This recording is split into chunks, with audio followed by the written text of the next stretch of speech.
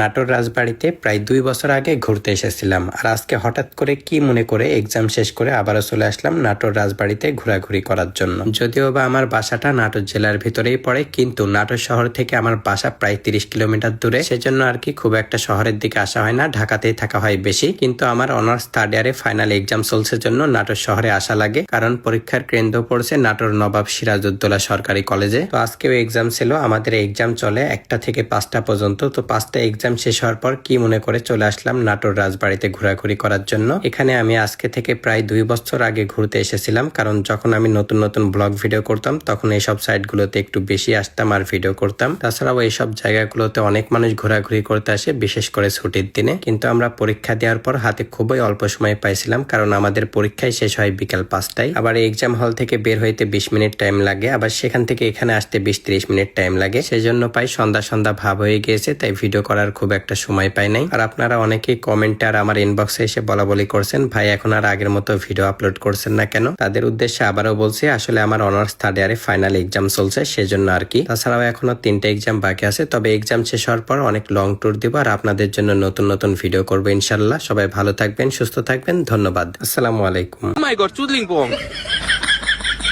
সমাপ্ত।